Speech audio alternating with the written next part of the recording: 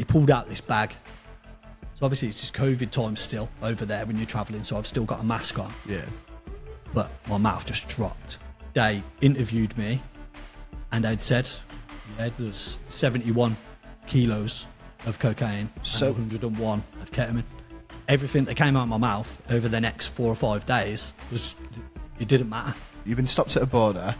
To see that amount of gear get pulled out of a vehicle you're driving, you must have thought at that point, fuck, I'm never seeing light of day again. This is just the start of it, man.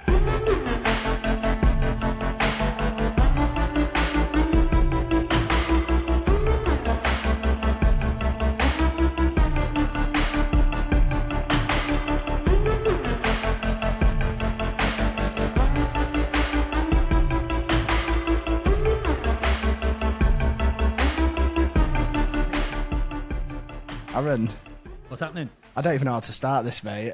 Like, where do you start this? So, for those listening at home, brief synopsis: she was caught at the Calais border with somewhere in the region of 71 kilo of coke and 101 kilo of ketamine. That's it.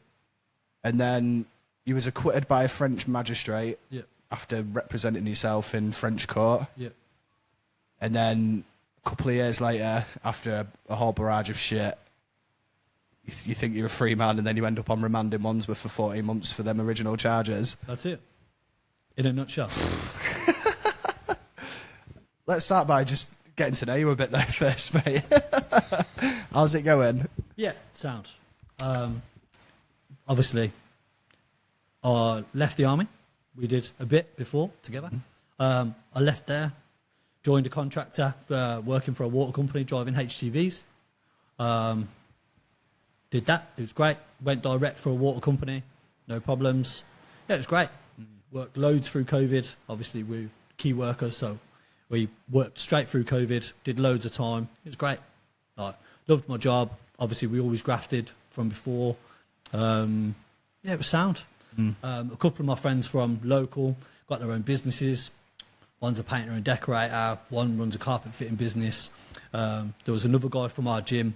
His dad ran a shop fitting business. His mom, she's a police and crime commissioner. She used to run a media company. I think she sold it for like £13 million or something like that. It was all not a close group, but there was a few lads. One's a mechanic. You know, there was a group of lads. We all used to go to the gym, have a bit of a chat, different pieces, different bits and bobs.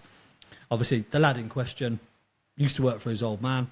Always had nice cars. I think when I met him, he was like 25, maybe 24. From what you've said, they're like quite upstanding members of your community out there. They're quite prominent people. The family. Yeah. Quite like well-known, affluent business people, and you know. I think his mom was a counsellor in Lichfield for a while. Obviously, then the role at the time was police and crime commissioner. I think she held that for like 10 plus years. Yeah. Comes with a lot of responsibility, that job, and a large pot of money. Yeah, he had a kid, like the lad in question. He had a kid. We went to the christening. You know, close group of lads. Went and had a beer. You know, got a little bit out of control. Ended up rowing, just like normal people, really. Like there's nothing. Do you know what I mean? Yeah. Nothing a little bit mad about it. When COVID was stopping, he'd started his own business, real estate removals. No issues, all over social media. So I'd be sharing the posts. A memory come up the other day, actually, funnily enough. We'd shared it, put it on my story, trying to get him some more business, some more people. He was asking for drivers. He was asking for like handballers to help, obviously, load the vans and bits. So it seemed like legit operation, legit business, legit jobs going on, and loads of local lads helping him out. Vans, lorries, bits and pieces. Obviously, he was one of the boys. He knows I drive HGV.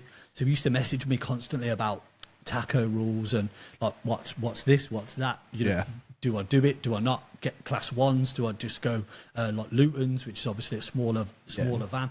A bigger van. And I just used to talk him through it. Obviously, he asked me if I'd go and drive for him, and I said, "Well, I'm contracted. Like, I ain't never leaving here." Do you know what I mean? Like, we'd been taken on, we'd been 2P'd over. Like, it was basically perfect. So yeah, like long story short, obviously his business just developed over. To be honest, it was a small space, like it was a short space of time. But his dad was a director of the company, so you could see why he was progressing. Do you get what I mean? Like, his dad was a businessman. His mum, was a good backing from the start. Yeah, of course. So that was it. All over social media, bits and bobs. I ended up getting my cousin an interview there. He went to the office and had an interview for a handballing job. I don't think he fancied it in the end. So like that was that. A few of my friends used to work for him. Obviously, he was one of the boys, just like speaking to you. Yeah. Do you know what I mean? So yeah, that was that. Like obviously, the messages would be to and from. I think Christmas 2021, I was going to New York in December. End of November, work got us in the office and they were like, "You have done loads of work over COVID. You need to have some time off." I think I had like 17 days or something, like mad to use, with the time off that you get over Christmas and stuff anyway. Turned out I was going back at like the 3rd of January or something. Yeah. So I put that on social media. See you boys in the new year sort of thing on like the 3rd of December or something mad. Yeah. So I had all this time off straight away. I've still got the message now. Ring me. Jumped in there, rang him straight away. I was like, "Oh, is everything all right?" This is the owner of the removal company. That's it, Just sorry, keep on track. Yeah. And he was like, when you've got time off, he was like, "Come drive for us. It's cash in hand. Like I'll sort you out. Basically, I'll help you." And I was just like, "Well, you know me. I can't sit still anyway. I train every day. Like, why wouldn't I go and work cash in hand?" A few grand when you've got a few weeks off work, it's a no-brainer, isn't it? And I'm going on a mental holiday as well at the end of December. Yeah. So I was like, "Yeah, sound." It come about. A couple of the details. He was just like, "Oh, you are going abroad. You're going to drive with this guy. You'll go today. You'll be back tomorrow. We'll be bringing a removal. We're contracted to move a uni campus from abroad, from Holland, back to the UK." Got there and I was a bit like, "Yeah, well, is what it is." The lad that I was driving with, driver's mate, he knew what the score was. John even said to him, like, "Oh, when you get there, take him to that steak place that we used to go to. Like, have some food and stuff, get loaded. Obviously, come back to the dock in the morning." Sweet. Got there, got to the unit. It was uni furniture, bro. It was like we were picking up the tables from this room, drawers, wardrobes. I think there was a fridge there. It was just like you'd gone to a uni flat, picked it up, put it in a unit, and we'd put it in the lorry. Do you know what I mean? The lads were like, "Oh," I said to them, like, "What do we do?" Do you know what I mean? Me and this driver's mate. And he said, "Oh, like the boys will load it. We'll just help with the big stuff, like big like tables, or if there was a big wardrobe, big oak wardrobe." I remember one time. He said, "We'll just help them out with that." All right, sound. Everything else, they just loaded it. Different bits and pieces, you could just see it all. Those like boxes, Dave's room written on, you know what I mean? Kitchen, like all the rest of it. Nothing was really sealed. It was just cardboard boxes folded over. So it just seemed, you turned up at this job and it was just completely legit. Yeah, just like nothing untoward whatsoever. Like just normal lads house grafting. And you just started throwing all your stuff in the back of the lorry. Do you know what I mean? It was just like that. Got there, loaded it, no issues. Gone for food after, had a nice steak and that. Got back $1,000, cash in hand, for driving to Holland and back. I'd Googled it before, obviously driving jobs, like this, that and the other. And on Google, they actually get a little bit more than $1,000. It was about 1,500 quid for the mileage and stuff that I'd been doing. Do you know what I mean? So I actually thought I was being shortchanged a little bit, if I'm being completely honest. Getting lowballed, yeah. But cash in hand. So obviously that's probably where the tax and stuff come in. Do you know what I mean? So I was like, "Oh, it's sound." So that was that. Came back, handed the keys over. I went home. That was it. No issues. The next week, obviously we're still in December. The next week, he was like, "Listen, like, can you drive a van this time? Not a Luton, like a Sprinter." Yeah. And he was like, "The lads have already done a removal in Europe, but they're bringing it back. They need to go to Switzerland to do another removal. Can you take them a van and bring their van back?" And he said, "We've already done like the removal. You just need to bring the kit back." I was like, "All right." But it wasn't in Holland. It was like further down. So So I went over there, met the boys, exchanged keys, literally came back really early hours the next day, no issues.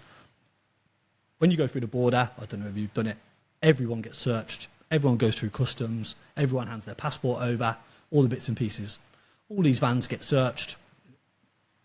You open it up, it's tables, it's kitchenware, it's boxes with so-and-so's kitchen written on and whatever else. There's no issues, no problems at all. Towards the end of December, literally probably a few days before I went to New York, he was like, will you do like this one before you go on holiday?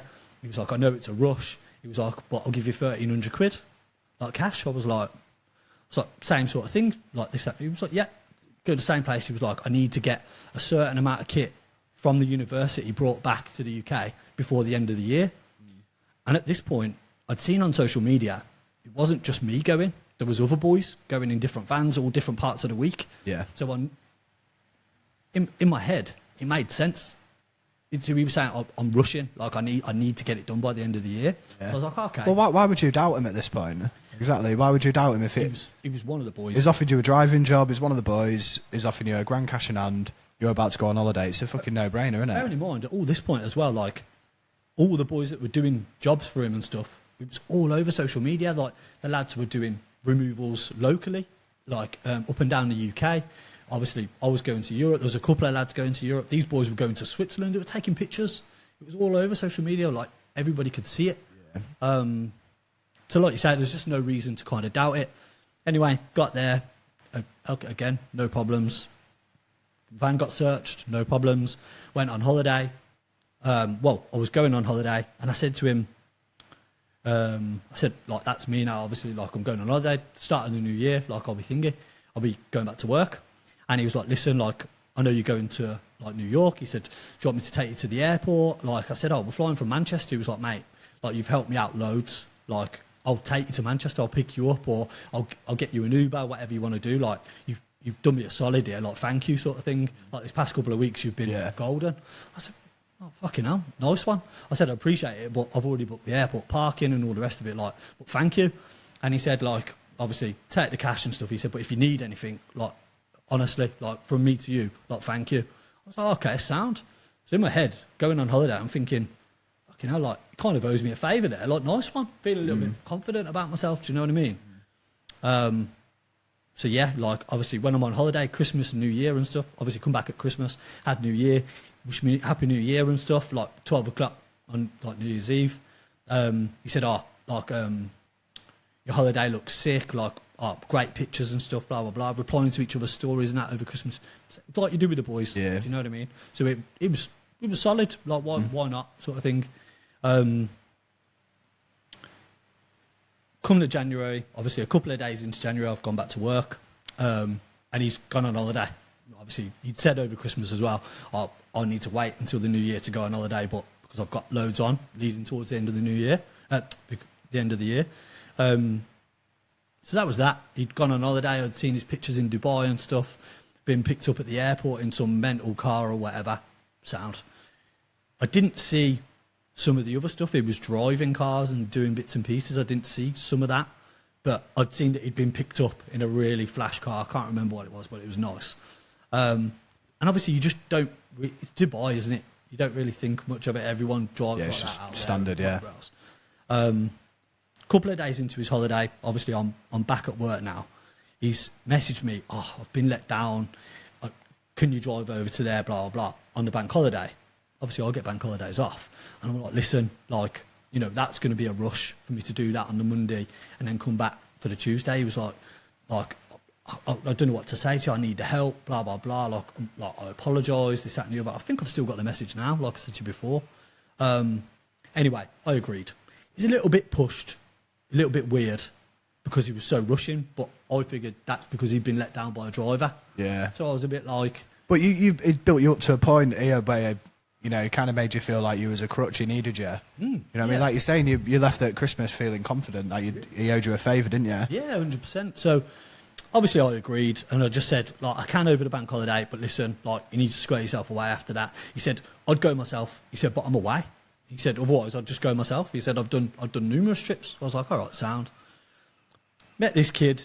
him and his missus took me and him to go and pick up one of the vans. Then we had to go and get one of the other vans early hours of the morning from the garage, so we could drive a van each to kickstart the new year off, essentially. Yeah.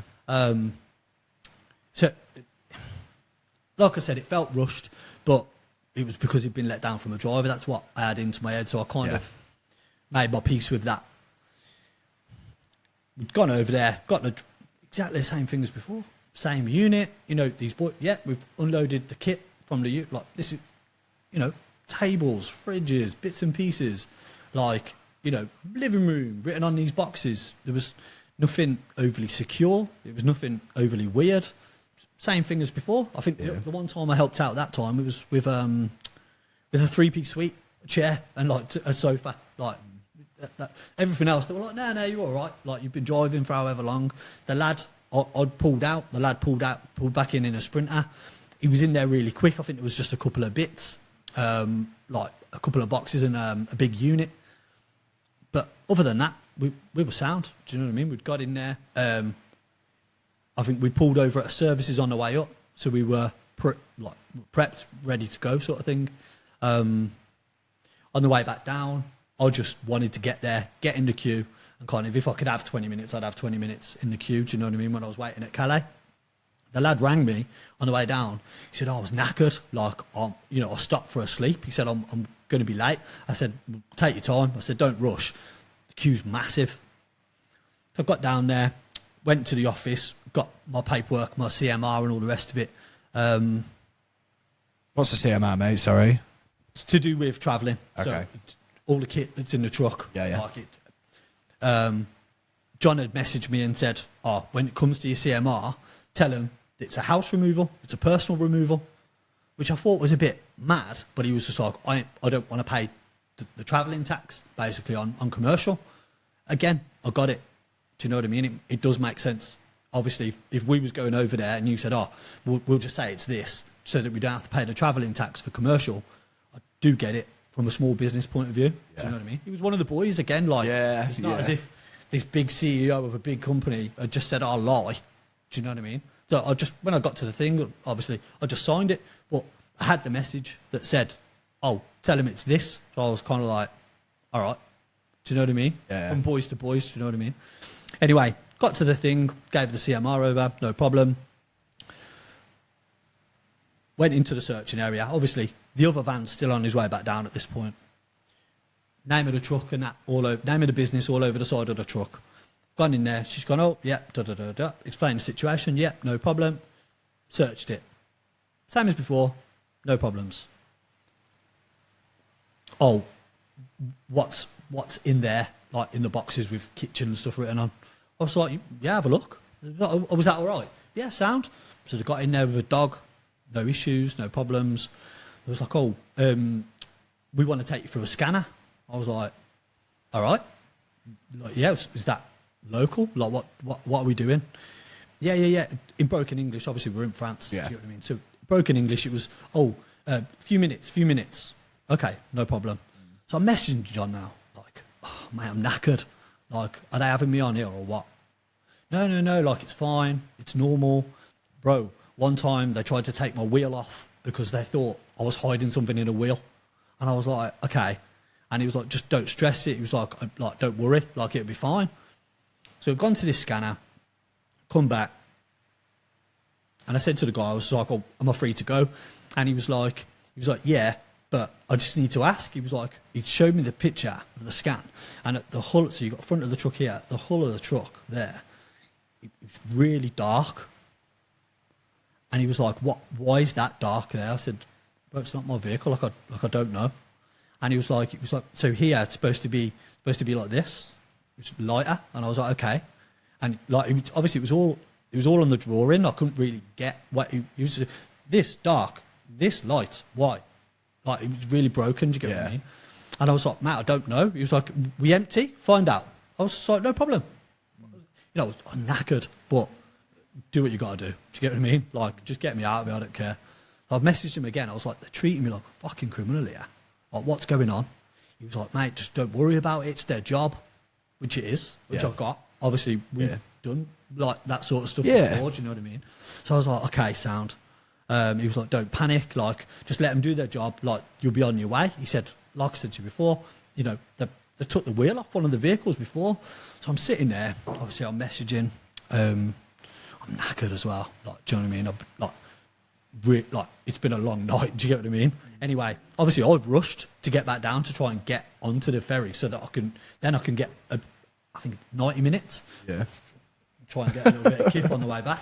That's what I always have done the past couple of trips. That's what I've done before. A couple of guys clambered in the truck, you know, pulled the sofa off. I think that was the biggest thing. And then they climbed over to a couple of pieces, opened up a couple of boxes, bits and pieces. I think the kitchen box maybe or something else. And he pulled out this bag. So obviously it's just COVID time still over there when you're travelling. So I've still got a mask on. Yeah. But my mouth just dropped. I was like, what? When you say a bag, you want about just a typical sort of wrap. It just looked like a suspect bag of gear or something. Yeah. So it was just a bag. So Yeah. and he said, "Oh, what's this?" So inside, that was it. Like my heart dropped. I was like, I said, "Oh, I don't know," and he was like, that was it. As soon as I got, I don't know. I had phone in this hand. I think I had like a drink in this hand. That was it. I just got dived on. There was a guy behind me, like bag off. Obviously, I had my rucksack on, bag off. Like I had I had a big coat on, like pulled it off, like phone out of hand, handcuffed straight away, like loads of French screaming, shouting, like intimidating stuff. Do you get what I mean? And like I said to you before, I was shitting myself. Quite rightly so as well, mate. Like, that was it. They obviously put me in another room where the truck gets searched. The room's like here, so it's behind the door. You can't really see what's going on. I pulled everything off. And when I went back out, maybe an hour later, if that, they'd just piled these bricks up around this big square, like a semicircle. And I was like, what the fuck is going on? They were like in threes, but I'm talking bricks, like, and I was like, what the fuck is going on here? And they were like, yeah, we're arresting you on suspicion of trafficking drugs, whatever. Obviously, again, the most English guy there was really broken, so I didn't really understand a lot. They got me an interpreter, which obviously was a godsend.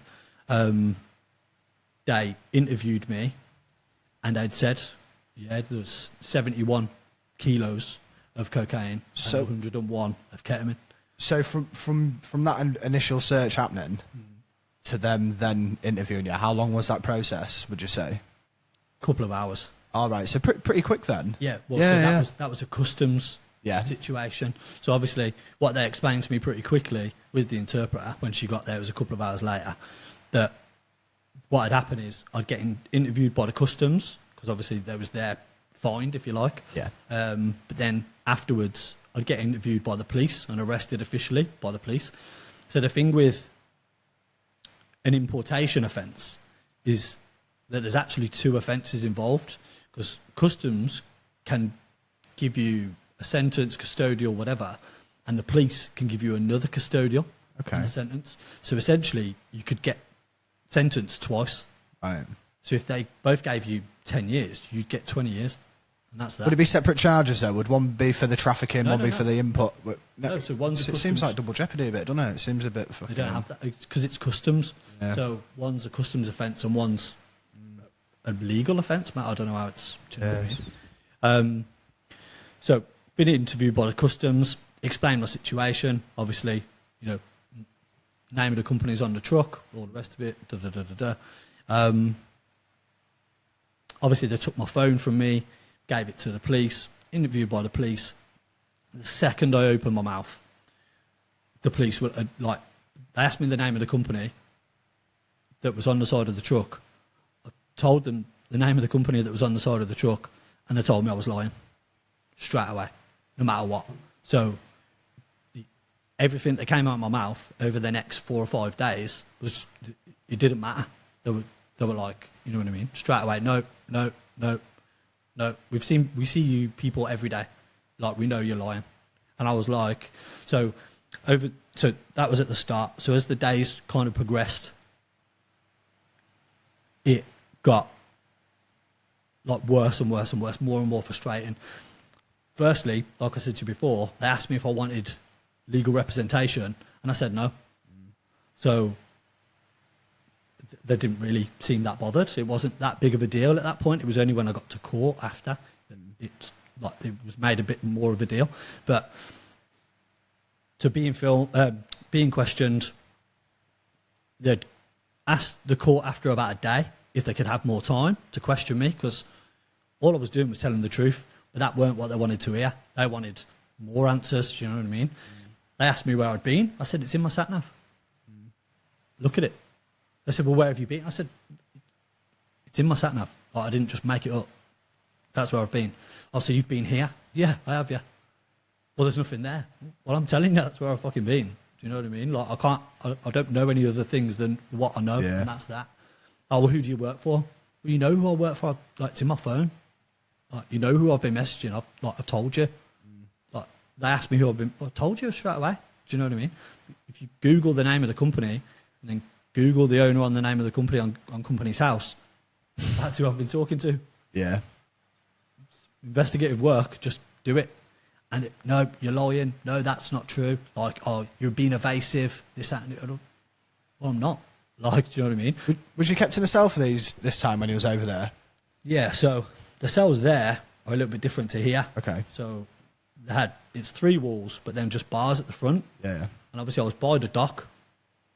Water, cold, light, everywhere. So I couldn't sleep. I was fucking freezing.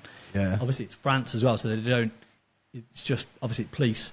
The microwavable meals and stuff that were there, they're not like English curry or whatever else. Do you know what I mean? It was just some dog shit fucking food. I didn't really get much.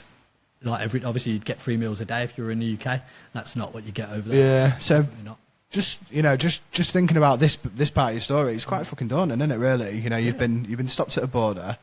To see that amount of gear get pulled out of a vehicle you're driving, you must have thought at that point, fuck, I'm never seeing light of day again. Right. It's like something out of a film. And then getting chucked in a fucking hole for 5 days, getting told everything you say is bullshit. This is just the start of it, man. Yeah, so themselves, again, like, there was just a hole in the floor to go toilet in. Do you get what I mean? Yeah. You're talking something out of, like, the 50s. Like, it was vile. Mad. Again, no food. I think I lost just over a stone in those 5 days when I got back away myself, yeah. Obviously, I never slept.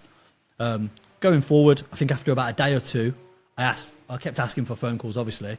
I got told at the end of the second day I could call my sister. Well, I could call somebody, so I called my sister just to let her know like what was going on.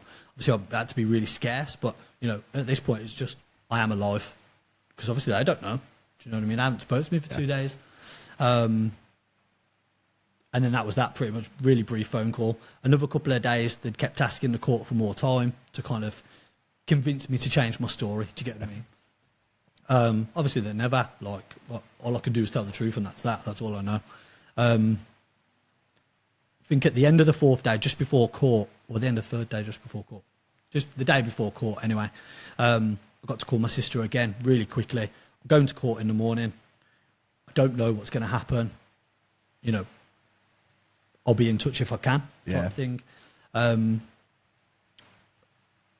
the way back to the cell, remember, one of the French police officers, one of them was good English, and one of them just couldn't speak a word. So whenever I would speak to the interpreter, and the interpreter would speak in French, the English-speaking copper would say something on top that I wouldn't be able to understand, you know what I mean? Just kind of like maybe his opinion or something. I still don't know even now to this day.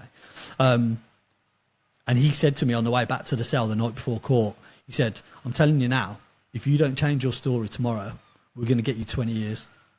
He said, you won't see Britain again for 20 years. He said, because it's not like Britain here. He said, it's different. He said, like, we are dead against what you do.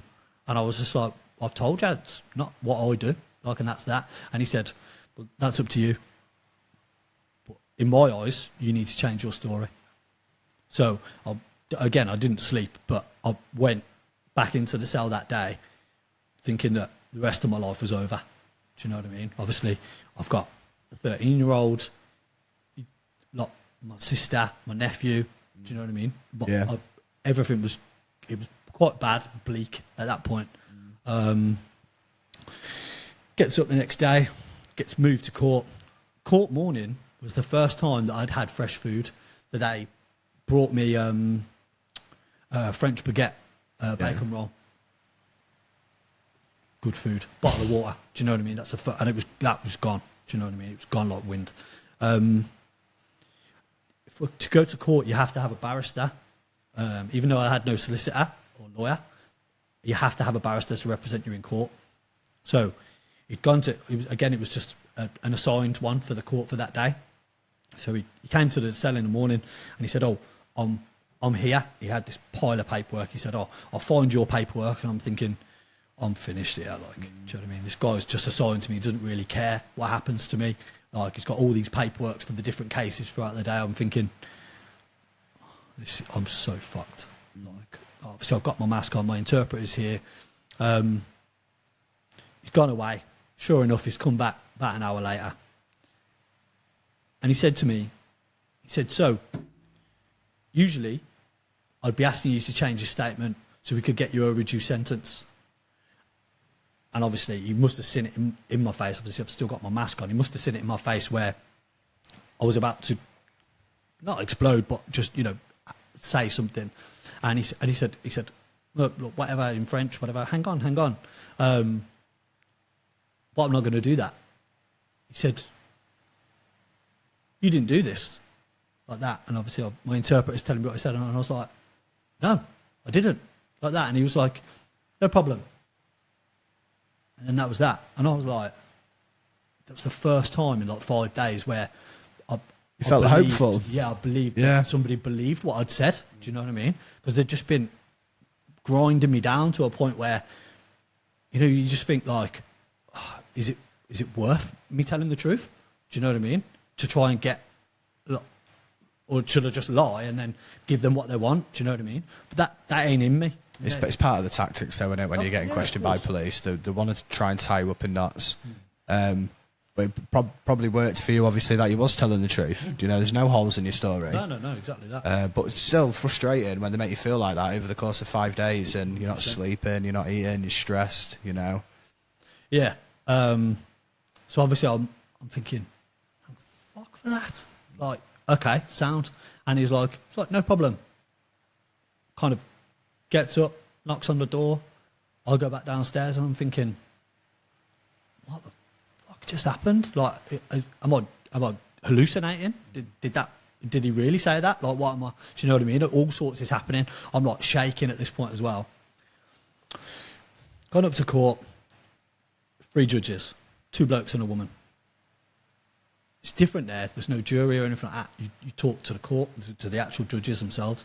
So we've got a customs prosecution, a legal prosecution, me and my barrister and my interpreter. Obviously, I've got to talk to the court, but my interpreter's got to speak.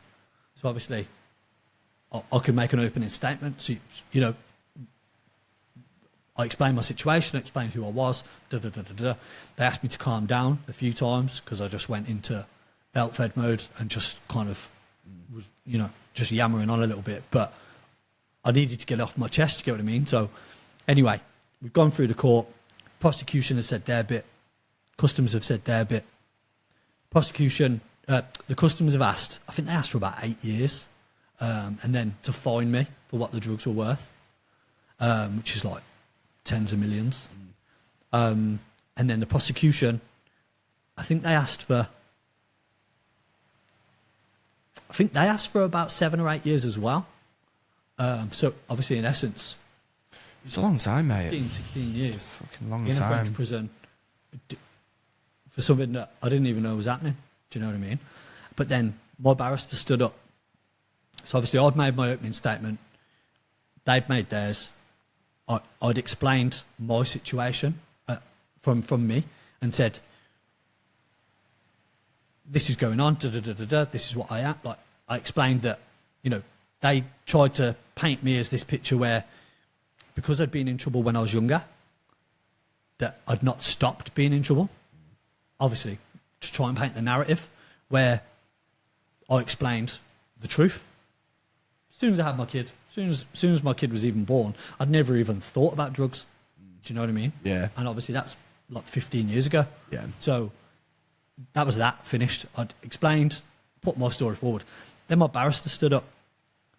And I don't remember what he said. He said loads of mad stuff in French. Obviously, the interpreter's kind of whispering in my ear. But then the closing bit was, the prosecution needs to prove beyond reasonable doubt that my client did what they said he did. They can't do that. You need to let him go. And he just sat down. And I was like, mic drop. well, yeah. Like, I was like, and then the interpreter said, oh, sometimes less is more. Because he literally said a couple of lines and then that. And I was like, I fucking hope so. Like, what am I supposed to do? And then that was that. Closed, finished. Gone downstairs, little bit of deliberation, whatever. About 40 minutes, an hour maybe. Felt like all day, to be honest. It was horrible. The customs, you can't get out of, because I was there, I was in the truck. You can't get out of that. So with customs, the judges had said that they were going to fine me for £5 million and then give me a year suspended sentence. But for the legal stuff, they couldn't prove that I'd done it. So they were going to acquit me. And I whispered to the fucking interpreter, I was like, what does acquitted mean? And she said, you can go. And I was like, okay, do I need to do anything? Like thank you type thing. And yeah, like the barrister turned me round and I just walked out the door. I bet that must have been surreal, mate. I didn't think it was real. So I got outside. Obviously, I've not got a phone. So I got outside and I said to the interpreter, is there a way that I can call somebody? She was like, it's not how this works. Like, it's a bit conflict of interest type thing. Obviously, you could be calling in anybody. And I was like, yeah, but I just need to let my family know I'm all right. So they just strip you of your possessions and not giving you them back? So I've got my card, my passport, my keys, like my bag with most of my stuff in, just not my phone, because that's something to do with the investigation. Yeah. I'd gone downstairs, tried to pay my court fee of like €130. The card machine wouldn't work. So I said to the woman, I was like, can I just pay this online? She gave me the thing and said, pay it within 30 days. I was like, right, sound. Got to the front door and I legged it down the road, like on my toes, good, half a mile or whatever, to like this little local town thing. Went to the shop, I got a Fanta lemon, and a couple of French pastries because I was starving. But then what the fuck do you do? I'm in Boulogne, some mad French town. I don't speak French. There's no phone boxes because it's COVID. I've got no phone. What am I supposed to do? Stranded. You know what I'm saying? So I got on a bus. Went to a card machine, got some euros. Got on a bus. It said there was a boat on the front of the bus, a little picture. So I'm thinking, if I get back to the port, I can just get on a boat and just get back to the UK and just try and square everything away. Got on the bus mid-afternoon. Obviously, we're in January, so it's mid-afternoon, but it feels like a little bit later on. The bus, I ended up wandering about. It's just a bit mad because it doesn't take you directly to where P&O is. Obviously, you can't just get there. Do you know what I mean? So I was wandering around to shopping centres by the port, different bits and pieces. It started to get like dark, obviously, January. People started to appear. Like, obviously, I was the same. Big jacket, bag on. People started to appear, big jackets, bags on, little families, different people floating about by the port. And I'm thinking, I'm fucked here. Like, I've got a British fucking passport in my pocket. I've got a load of euros. The wrong person tries to speak to me. That's me finished. Like, do you know what I mean? Seen a Holiday Inn So I've gone to the bloke and I've gone into a Holiday Inn. Again, people everywhere. You know, people trying to plug in chargers, mad families floating around, loads of screaming. Like, it's a mess. Speaking in this Holiday Inn, gone there, bloke's English. Fuck for that. Can you get me a taxi to the Eurostar? Yeah, mate, sound, no problem. Outside, 10 minutes. Rang me a taxi, no problem. Eurostar. I've had to go back to the cash point to get some euros for the taxi, but got to the Eurostar, bit dead, thinking, what the fuck's going on here?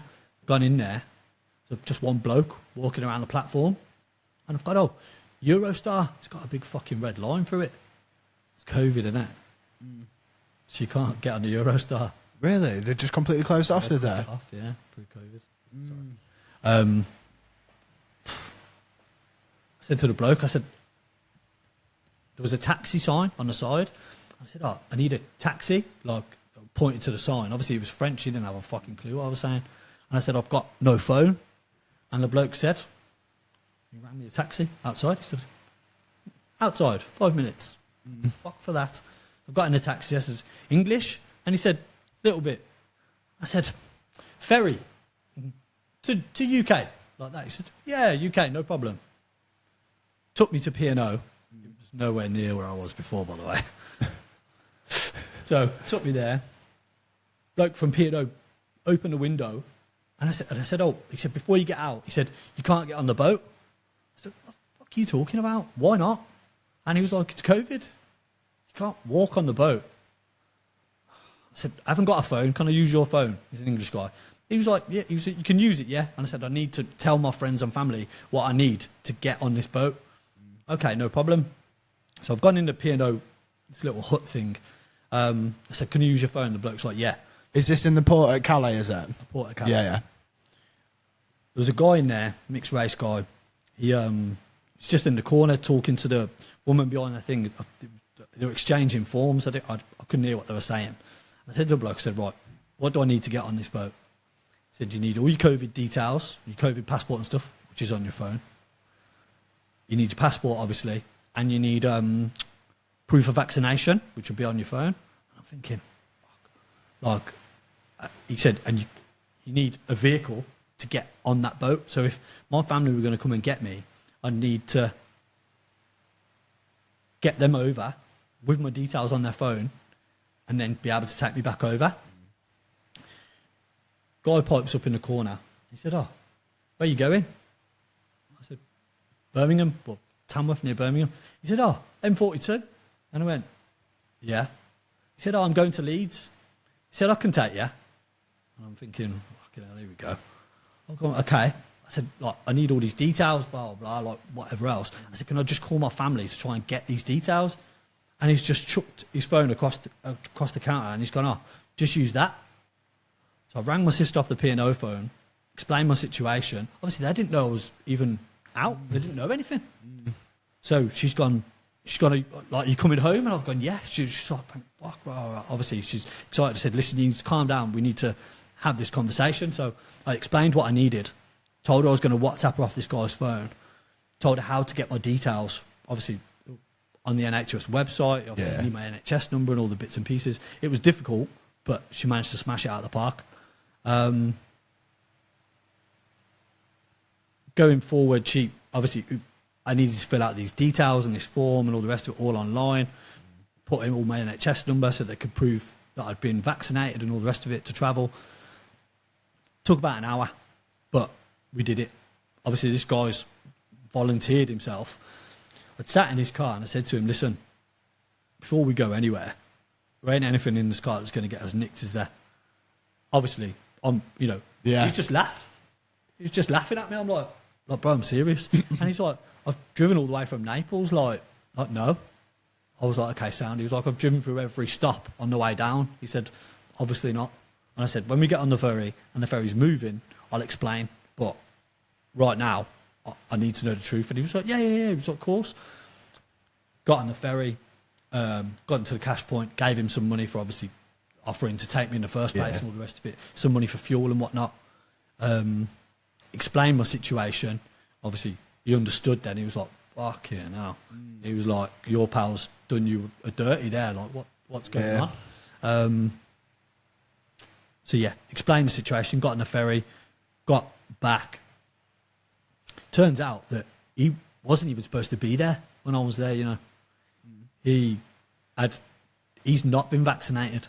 So he had to go and do a COVID test about 35 minutes away from the port and then come back. So he'd been there about 2 hours before and they'd turned him away. So he'd had to go away, get vaccinated, get tested, wait for the result, come back, and then sort his paperwork out. So if that hadn't have all happened the way it had...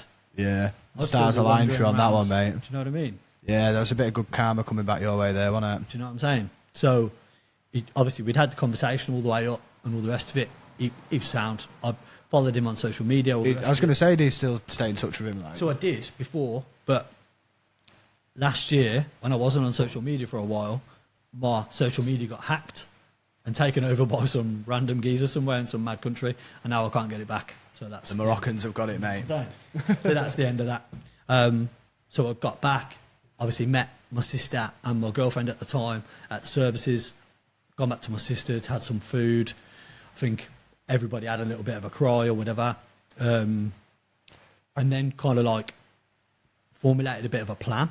Like I wanted to keep my whereabouts in them four walls because this kid had just tried to basically take my life.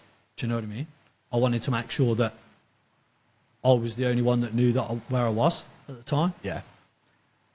Well, I bet all manner of things are going through your head at this point, are there? And your families, for that matter. Yeah, you know, you're going through this, but the strain this must have had on your lad and everyone else. And then you, at this point, surely you don't know what you're dealing with, do you? You don't know what he's capable of. Yeah, you don't know. Yeah, you don't know whether it's been going on the whole time. Yeah, this is just a one-off. You don't know. Does he think you're going to have said something? Have you got anything coming on you now? Do you know? Yeah, I can imagine how it would have been a very scary sort of feeling, sort of time for you. Yeah, exactly that.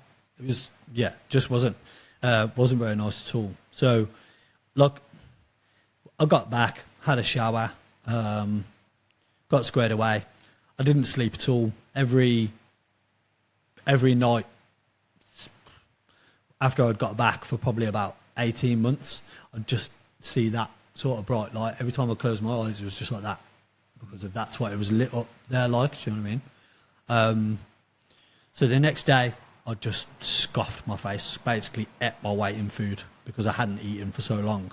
Then the next day, on the evening, I'd contacted one of my friends and said, we need to go and find this geezer, like, you know,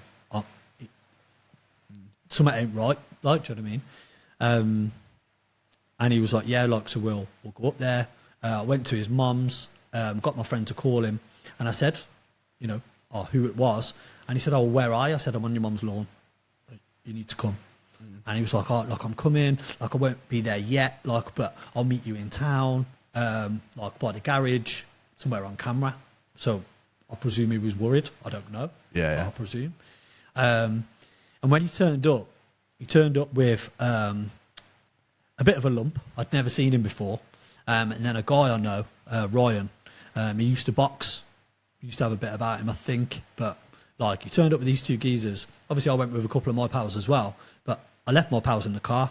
And I said to him, I was like, come, leave your phone in the car. I said, we need to have a bit of a conversation. And these two geezers, they didn't leave his side. Make from that what you will, but I left my pals in the car, do you know what I mean? Like, we'd obviously had this conversation. I'd explained what had been going on. I asked him why he tried to fucking do me, like, do you know what I mean? Like, just put it on him hard. He basically said that it was the client and that he never knew anything about it. Just give him a day and he'll, you know, get some answers, like he'll help, whatever.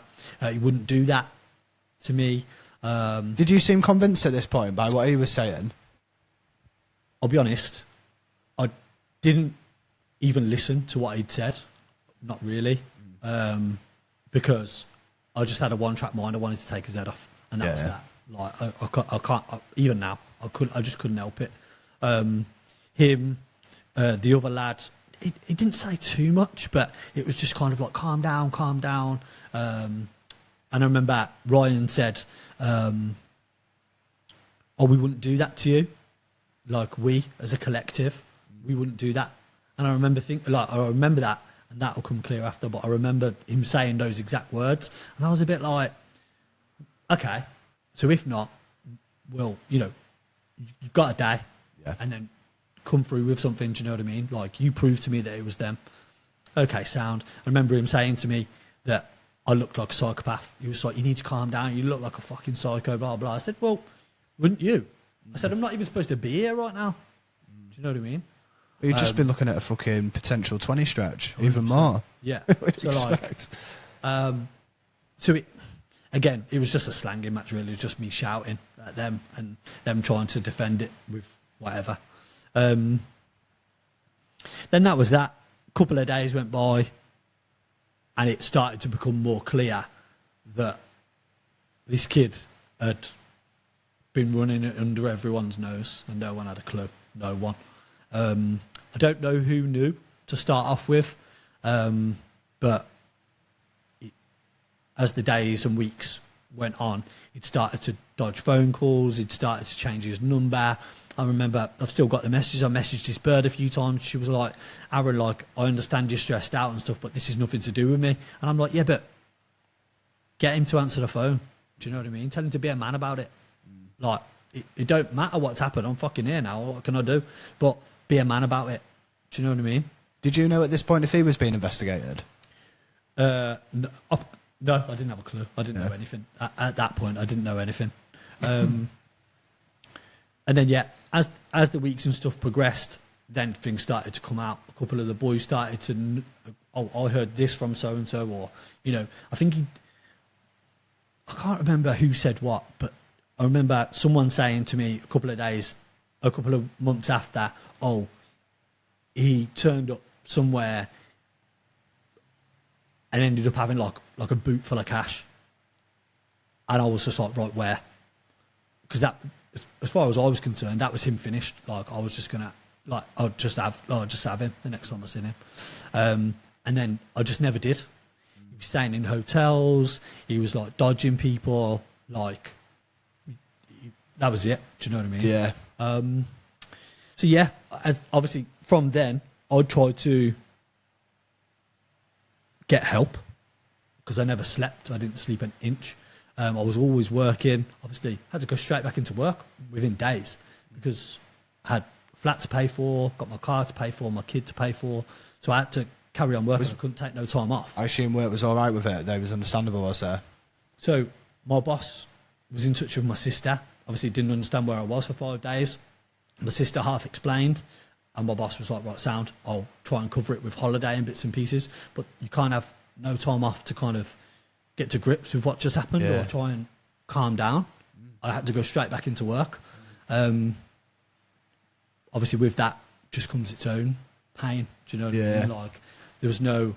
I referred myself to the NHS mental health team, and I spoke to somebody over the phone for about 8 weeks, and it just wasn't helping. Like I said to the woman, I said, I need to see somebody face to face. I need to have a conversation and explain to somebody what the fuck's been going on. She was like, yeah, it's going to take a couple of weeks, but I can get you in with somebody. Sound. So I started to see like a therapist, and I just remember after the first session him just sitting there thinking, and he literally said to me, like, I've never heard anything like this in my life. He was like, I don't know what I can say to you. You broke the therapist, man. He was like, I don't know what I can do. Yeah. He said, we'll see the programme through. We'll try and manipulate it a bit for you. He said, but I don't know whether it's going to work or not, or whether we're going to be able to compartmentalise. As a couple of weeks went by,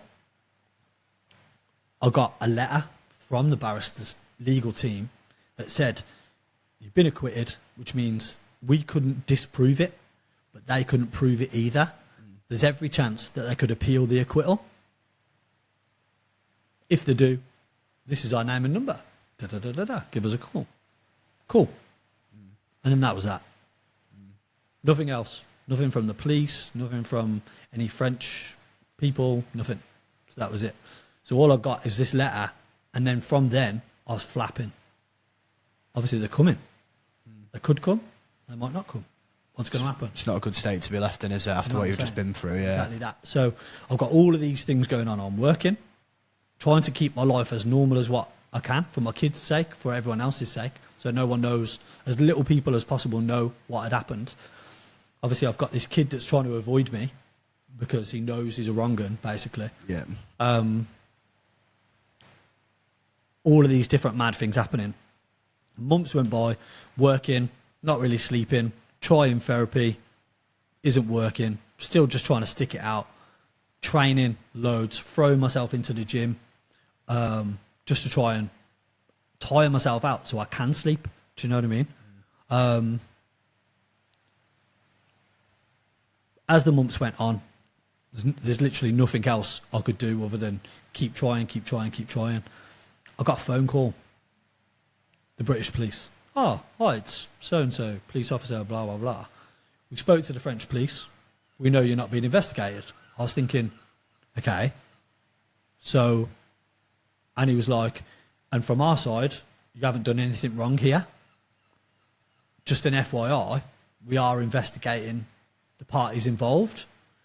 So I said to the copper on the phone, you want to hurry up and find him before I do? I said, because that'll be that. Yeah. And he was just like, had a bit of a chuckle down the phone, and I went, I'm fucking serious. And he was like, well, we'll do what we can.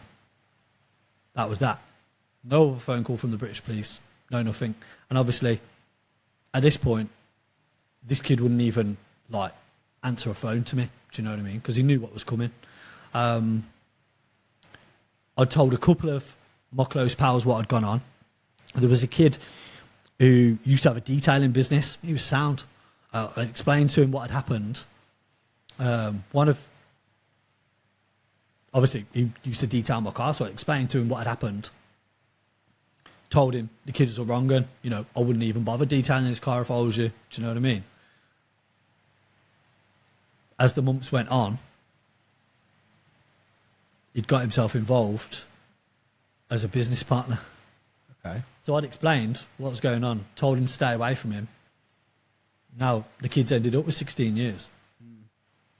Like, what, the detailer? He ended up getting 16 years for association. Because he got himself involved. Got himself embroiled with him, yeah. But I explained, and I told him not to. Another lad, he messaged me when I was there, when I was in France, and he said, I was supposed to go there tomorrow, because obviously all the stuff, like I said to you before, all the stuff was on social media. Yeah, you said there was a few lads doing trips and everything, weren't you? So he could have been fucking stitching loads of people up, couldn't he? So this kid said, oh yeah, like I was supposed to be there tomorrow. So I messaged him when I got back. I said, did you go? And he said, no. He said, my trip got delayed. He said, I'm supposed to be going like next week. And I said, listen, you need to ring me. So he rang me. I explained what was going on. I said, listen, kids are wrong. And you've got kids, like, don't do it. Again, he never listened. So it weren't just me that he was, do you know what I mean? Money corrupts, mate, doesn't it? Even when people have the knowledge, money can corrupt. This kid went over there, got caught this side. His missus' door came off. Police searched, like arrested, obviously under questioning, blah, blah, blah. So he was being investigated.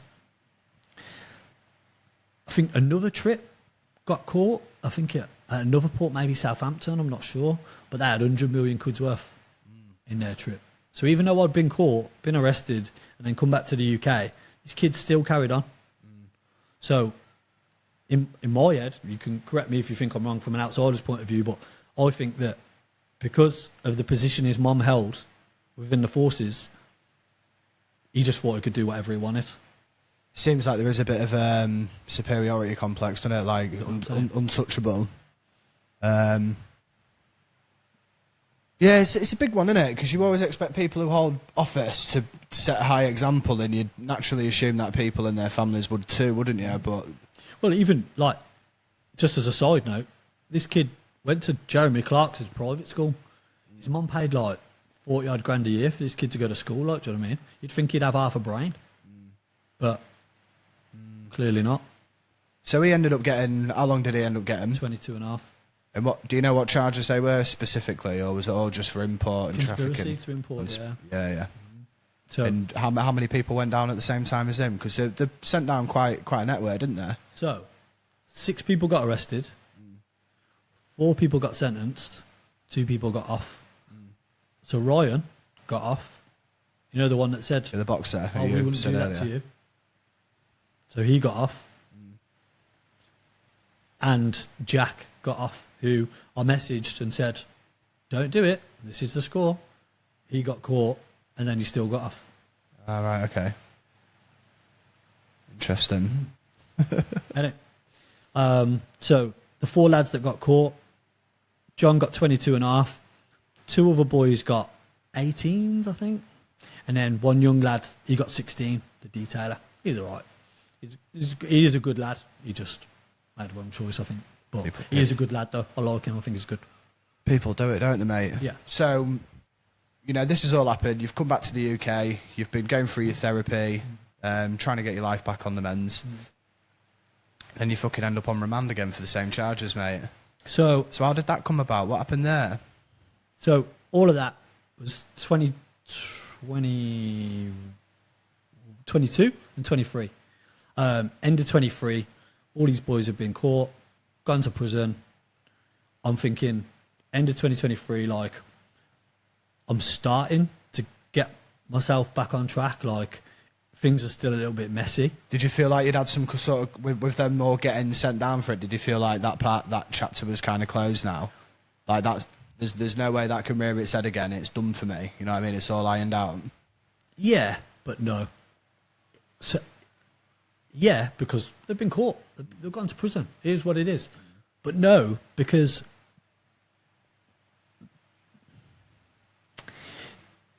there's always something in the back of your head. Do you know what I mean? And that's why, although I was starting to sleep and I was doing these things, I was going out, like, I was starting to try and enjoy myself, there was always something in the back of my head. End of 2023, I just thought, do you know what?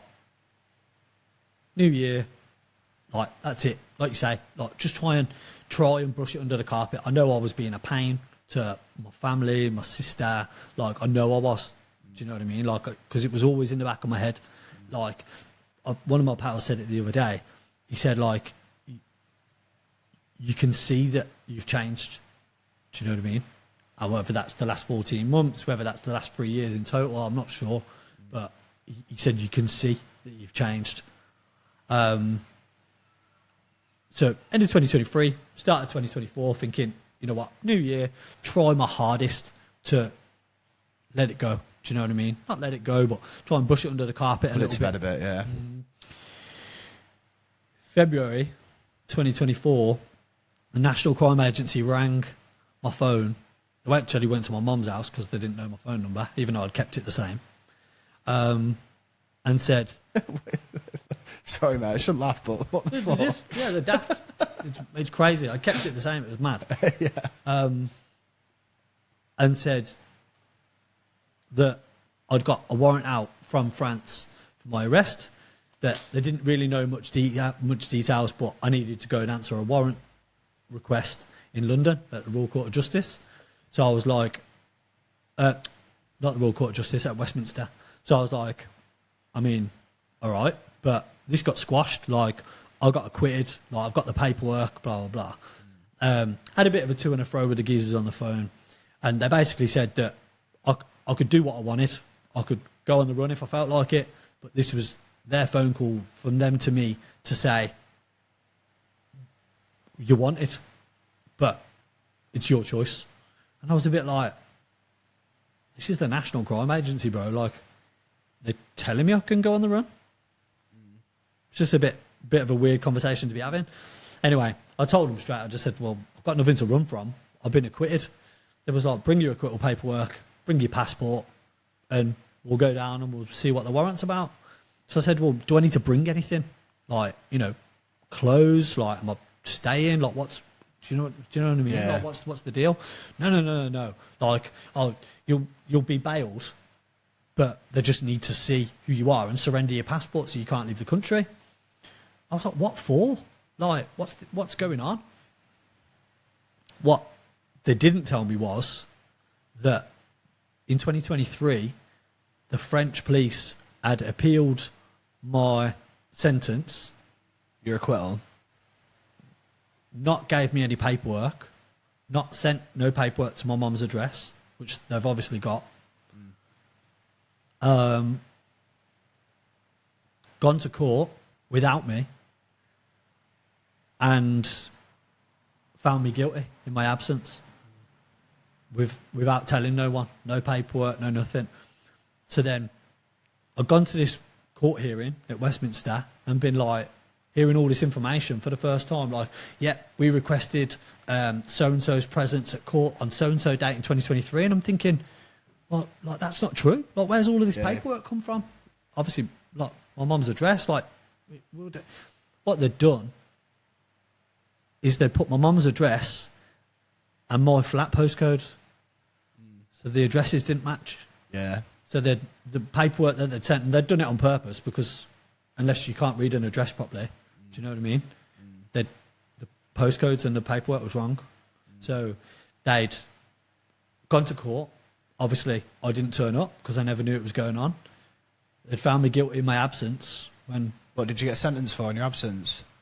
So they'd retrialed it. Was it the original? Yeah, For the original? So what was you looking at for that one? Was it 7 years? So I was looking at 7, but they gave me 5 Right, in my yeah, absence. Yeah.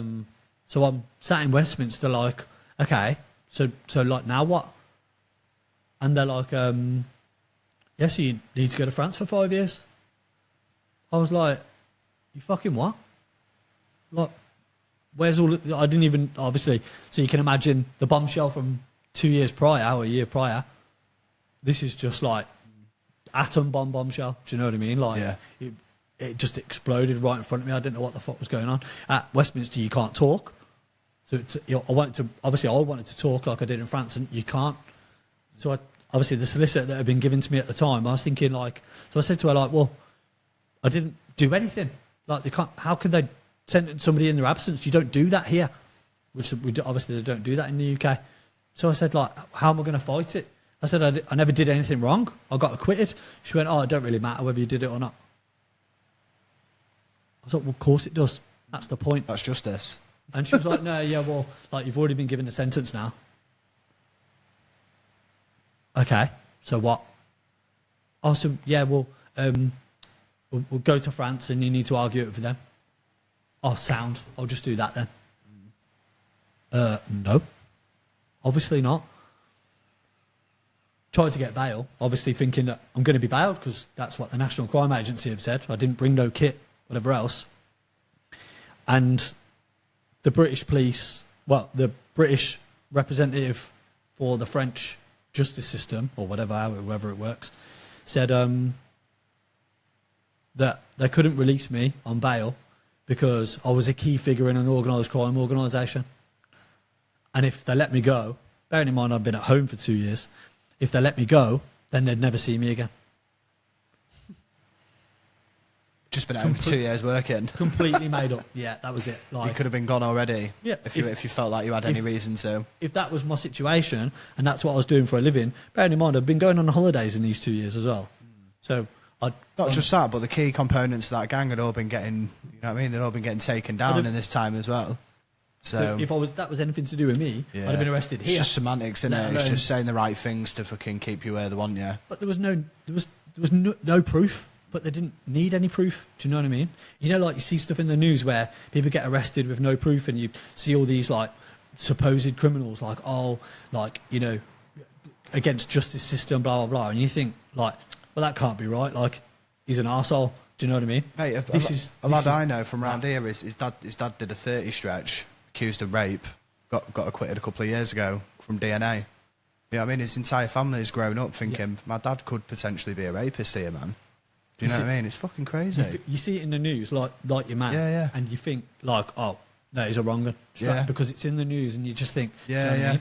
But until it happens to you, like the stuff that I'll get the transcript, but the stuff that they said about me, like if my kid ever reads that, do you know what I mean? Like he's just going to think like and they just made it up, like they just literally just made it up. Well, if he ever does, mate, you can show him this podcast. This is it, 100%. So yeah, they remanded me. 14 months. I'd got given a solicitor at the time. They were all right. They were like a good little team. But the bit that got me is that it doesn't matter whether I did it or not. I'm going to have to go to France and fight it. Well, getting told that, how can you trust anyone or anything? Do you know what I mean? How can you respect or confide in any institution when it's like, well, it doesn't matter if you did it or not? Yeah. And so as soon as they said that to me, like, they didn't have all the information from the files and stuff at that point. So then once they'd gone away, got it all. And look, before we were on camera, like, but she said to me, well, there's no legal paperwork here. Like, it's just from the courts. And I said, well, yeah. She said, well, like, who represented you? I said, I represented myself. She was like, well, why? And I said, but I've done the job. I got myself acquitted because I know the truth. She was like, well, the truth doesn't really matter, does it? You're here now. Hold the phone. The truth does matter. Like, that got me home for 2 years, 2 more years with my family, like my son, my sister, my nephew. Like, you know, how does the truth not matter? Do you know what I mean? Like, the way these people see these things is just crazy. So yeah, remand. In Wandsworth, obviously, you've probably seen the news. Yeah, there's been been some fruity screws in Wandsworth, haven't there, as of late? They've been getting themselves into trouble with some of the inmates. Do you know what? The place as a whole is a shithole. Is it? Like the whole UK prison system, mate? It's just mad. Obviously, we're not really here to talk about it, but if you ever did want to talk about it, you know where to come. Yeah. 14 months, remand, trying to fight this retrial business. Did you? So obviously you presented at Westminster, didn't you? Did you get remanded from that point? Was that in the GOA me van and you off? Yeah. That must have been terrifying, mate. Do you know what it is? It's because I didn't do anything, and if somebody was straight up with me like I was with them, if the NCA turned around and said, "Listen, you might get remanded here. Bring some kit with you." Do you know, some kit, any kit doesn't, do you know what I mean? Yeah. Just so that I'd had more of a heads up. Do you know what I mean? I gave them a solid, like, they rang my phone and I said, I'll have to meet you in an hour when I finish work. And they were like, if you're going to go on the run, just tell us. Well, no, I've said I'm going to fucking meet you, so I will. Called them, told them where to be, and I went and met them. Like, they could have done me a solid, do you know what I mean? Yeah. And just said, yeah, bring some kit with you. I said, do I need anything? They were like, nah, just bring your passport. Do you know what I mean?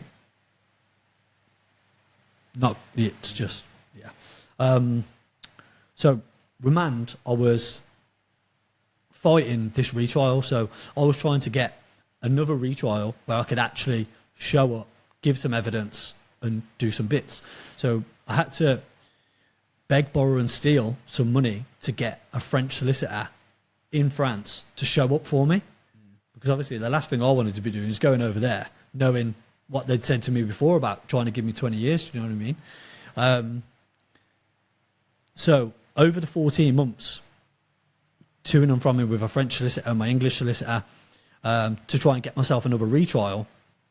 But what the French had done, this is how bent the system is. At the trial they had in the first place, where I wasn't there, you get 3 judges, like I told you before. Yeah. So what they'd done is they'd kept 2 of the judges out of 3 from that trial. So 2 of the judges had already made their mind up. Yeah. Do you get what I'm saying to you? Yeah. So at this retrial that I'd paid a fortune for, obviously I still owe the money for that, FYI. Yeah. They had kept 2 of the judges from before, so 2 out of 3, 2 of them would already made their mind up. Them judges aren't going to turn around and go, yeah, because of this new evidence, we were wrong. They're not going to say that. Do you know what I mean? So they kept the 5 years. So essentially, right now, as we sit here talking, I've got a 5-year prison sentence in France and a £5 million fine pending. So that happened last year. Obviously, I was sat in Wandsworth. The idea was to bring my sentence from France to the UK. In the UK, in probably a couple of months, they're going to bring in a system where they have to do 33%. Okay. So of 5 years, 33%, and then you'll be able to get a year on tag as well. So in Wandsworth. Plus your days on remand, they account towards your sentence day, don't they? So is that what you're hoping? You're hoping everything aggregated? Last year, when all of this was happening, and I found out that I'd been given the 5 years, and it stood like from before. I thought I'd get lesser sentence. At the very least, I thought I'd get lesser sentence, but I never did.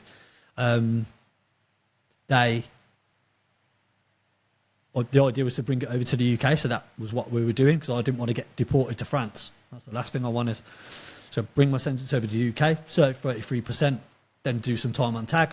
That'd be it, job done. Yeah. Probably be by the end of this year, to be honest, that I would be out and about trying to get... Which is still a fucking joke, mate, when you didn't do it in the first way. You know what I mean? The way you say it then, you're like, it wouldn't be too bad. Do you know what I mean? It'll just end up being that and that, but... Because that's how they try and numb it into. But at that point, you feel so fucked and so hopeless. It's like 100%. You're making the best out. You're trying to justify it to yourself, aren't you? Yeah. Like, oh, well, it could actually be worse. I could do that and get out on tag.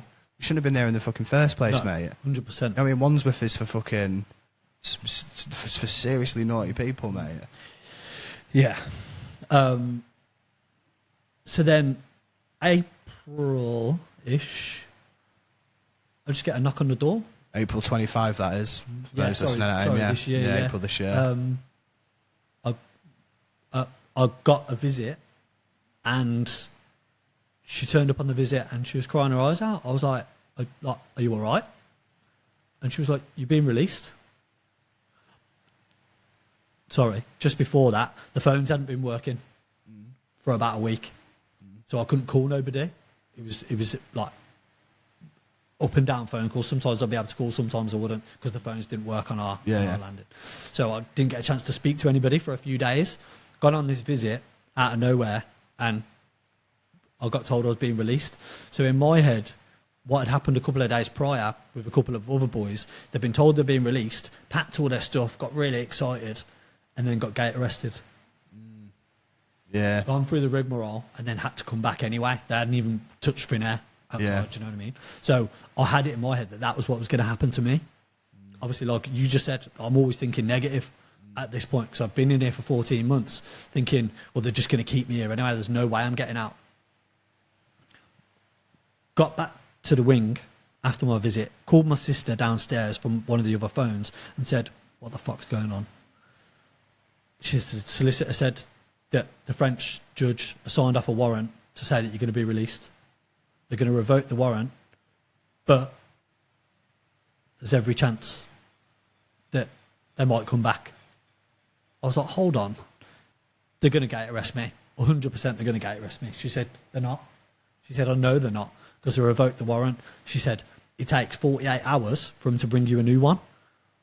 I was like, great. So I'm coming back in 48 hours then. I packed my stuff, give my stuff away to the boys on the wing, and I left. Again, walked out the gate, and I fucking ran down the road. Do you know what I mean? Like, thinking that they were just going to... Obviously, it's London, so it's police cars everywhere, stuff happening all the time. I was just shitting myself. When I had to stand in Euston Station, fucking, like, looking over my shoulder all the time, waiting for a train. It's just fucking traumatic. Do you know what I mean? So is that where it leaves us now, is it? Are you... Obviously, them saying when you got out of Wandsworth, it's about 3 months ago, isn't it? A couple of months, yeah. It's no time at all, is it, really? No. Obviously, them saying there is a chance that they might come back. Is that the state you're left in again, then? Are you currently just sat with that looming over your head, like, it could come back on you? 100%. Might not? Yep. It's a shame, man. It's dog shit. It's heavy shit you've got to live with, mate. Yeah, of course. But, for most people, you would have already been broken at this point. You're a very resilient man, mate. A couple of people have said, obviously, exactly the same thing, but, like, trying to get back home, they wouldn't have managed it, they've had a breakdown or whatever else. Yeah, being stranded in a foreign country, even self-represented in a foreign court, on your own when you don't know what the fuck's going on, no one speaks English around you. That's enough to finish someone off, mate. Very daunting stuff. It is, but like we had before in the forces, a couple of bits and pieces, it's fight or flight. Yeah. And I've said to a few people that Like you think you would, you think you'd fold, being put in prison when, you know, that's something that's I've not even thought about for 17 years, 18 years maybe, 17 years I think, for a long old time. Do you know what I mean? Yeah. For a long, long time, where I've been law-abiding, joined the army, worked, Yeah, had it's a providing kid, for your lad, mate. you know, had a yeah, kid, living a stand-up just life, man. and then being lumbered there like that. The system here to do people the way they do without any proof is just mad. It's just mad. Obviously, You're another example, mate, of how it's, you know, prison. Obviously, he was in there for the wrong reasons, but it's supposed to rehabilitate you, isn't it? And for a lot of people, it just takes them in and fucking spits them out the other end with nothing. Do you know what I mean? Like, you as a fucking working man, do you know, you had your place and everything. Then all that shit happens, and, you know, so it leads to unemployment, it leads to financial hardship. This is what I was just about to say. So, yeah. Coming out now, obviously my car had to go back, like I said to you before. Yeah. To the finance on that, like I don't even right now, like I don't want to call the finance company because like I know what they're going to say. Do you know what I mean? I know how much money on my car was worth, so I know how much money I owe. Again, the loan that I got out to get my car in the first place, that needs to be repaid. Again, I don't even want to call the loan company. Do you know what I mean? Who's going to help with that? All of this because some kid thought he was being clever. Do you know what I mean? Yeah. Like the financial hardship, like the mental wear and tear. Really, like I feel like I've been in survival mode for coming up 3 years, 4 years maybe. Like constant. Like I need to be on it every single day. I need to be on it every single day because if I'm not, who's going to come? Do you know what I mean? Like the NCA, the British police, the French police, like you know the guy that got arrested and got given 22.5 years. Like the end of next year, he'll be in open prison. Really? He'll be around because of 33%. So 22 years, he's made potentially millions, and done a few years really minor. Do you know what I mean? So that's another thing I'm going to have to contend with. Do you know what I mean? And like we've just said, living on a knife edge where like I've still got to work. I've got still my got job operate, took away function, from me and things like that. I've still got my kid to pay for. What am I supposed to do? Do you know what I mean? What, just sit on my ass and not really do anything? Do you know what I mean? I need to function. Yeah. I need to try and get something back on track, my life back on track, try and give like my kid a normal life. Do you know what I mean? Yeah. I think it's good you talking about it and getting it out, mate, you know. And I know obviously I'm saying that because you've come on my podcast. But no, I think you've been through some heavy shit, mate. You've been through some heavy shit. I think it's good to allow yourself to be vulnerable sometimes and talk about some of them moments, you know, because it's a story of resilience from start to finish. But at the end of the day, mate, you've been through a lot. You know what I mean? You've been through a lot. It's mad that this has happened the way it has, because before all this happened, when we served and probably just after, I'd done quite a lot of charity work for like men's mental health. Yeah. So I ran an ultra marathon. I did the fan dance for those guys that died. Yeah, you're smashing it, weren't you, mate? And again, that's all for men's mental health, or, you know, some of the stuff that I've had a lot of friends from Tamworth, same as probably you boys have around here, that have killed themselves for less. Do you know what I mean? And I feel like getting this out, talking about it, about creating that, getting rid of that stigma, getting rid of that stigma where blokes can't talk to each other. Do you know what I mean? Like, I've had, because of podcasts and because of speaking about my story and like, and how I actually felt about it all. Do you know what I mean? Yeah.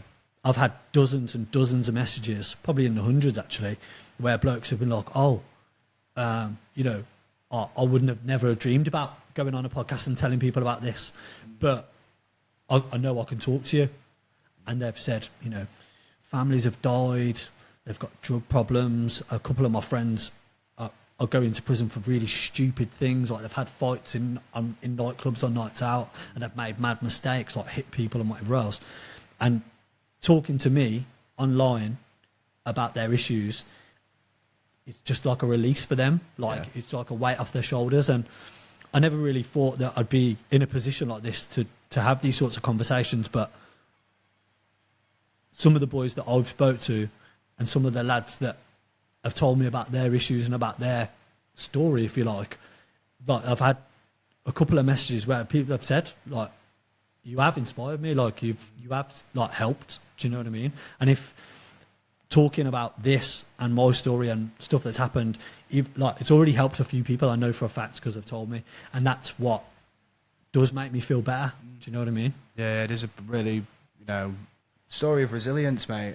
There's so much. Like we was chatting before this when we went for a coffee, and I was like, I was just deliberating on it and that, and even just like thinking about the different elements of it in my head, I think, what the fuck? If you break it down, there's a lot. Yeah, there's a lot, mate. Yeah, you and you put it all together and you think, fucking hell, you've survived it though, mate. So what's next then? What's next? Because I feel like more people need to hear about this, mate. I'm hoping, you coming on this and you've been on another podcast as well, haven't you? Yeah. What was that other podcast called? Just so we can shout it out. Life After podcast. We'll link it in the description. But yeah, what's next? Do you plan on getting out and talking more about your story and sharing it with more people? When I was inside, I was writing a little bit of a diary. Before I went inside, I'd wrote down what had happened, a little bit of a description. The idea, I think, is to write a book. Yeah. I read a lot of books when I was inside, and a lot of resilient stories, people that have served, people that haven't, sports personalities. James Cracknell, I don't know if you've ever heard of him. No. He is an Olympic rower. He was an Olympic rower. I was unreal, like crazy endurance athlete. He was in America doing a cycle, and he got hit by a lorry. Jesus.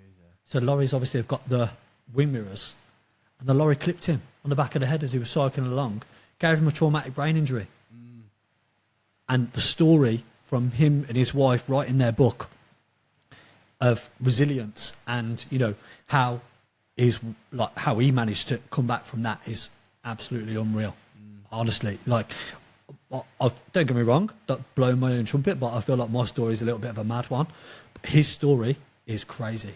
Like, some of the stuff that he's managed to achieve since that is nuts. Yeah. So if I can, emulate that sort of thing, go out, speak to people, explain certain things, try and write my book and get it out there that way. That's what I want to do. As a side note, if I can, really, I want to do more charity work. So I've already done a little bit for men's mental health. I've shouted about it quite a lot, and I feel like it's becoming more and more of a thing that blokes are being able to talk, which I'm so fucking happy about. Yeah, I think it's great. Yeah. But one thing that's in the news quite a lot at the minute, and a few of my friends have been through quite a bit, is domestic violence. And as blokes, like it or not, some of us are at fault. So back home, there's a charity in Lichfield, Pathways. They help local women in Staffordshire. Yeah. Next year, the aim is to do 5 endurance events in 5 months to try and raise money. Nice. For domestic violence against women and girls, because I feel like some blokes are pieces of shit, and I feel like this charity and this thing needs to be shouted about from now. Yeah. Do you know what I mean? Well, if there's anything we can do to promote it, mate, put it out there, let us know. Yeah, no, we'll more than be more than happy to put your links out there and try and generate some donations for you. Yeah, I feel like when I haven't released the events yet, so I think you boys are the first to hear about it, to be honest. Hey. So exclusive. But once the events go live and stuff like that, and I've paid for one. I'm trying to get into the London Marathon now for a charity place, and then the other events will come after that. Yeah. But yeah, so hopefully that's going to be the next thing to try and do. Speak some more about blokes' mental health, and then try and raise some money for charities. Seems like you need to get yourself a publisher, mate. I think a publisher would help you. Yeah. Seems like that'd be exactly what you need to help steer you in the direction of getting a book and getting your story platform some more, mate. So I had a conversation, a bit of a consultation really, with he was a publisher and like a co-author. I don't think that's the way I'm going to go, but that's definitely something that I'm going to be looking forward to in the future. I think I feel like charity work and trying to repeat this story and get this out there a little bit more. Charity work's really, really close to my heart. Like I've always done it since before we served. I've always like given close to the homeless, like things like that. I just feel like if you do give back, although all the shit that's come my way, if you do give back, some good will come back around. Mate. Yeah, I'm a big believer in karma, yeah. Yeah, no, 100%. Big believer. No, it's been great, mate. Honestly. No, I've enjoyed it. It's been good. It blows my mind, mate. Honestly, I'm so glad you've come on and shared it with us.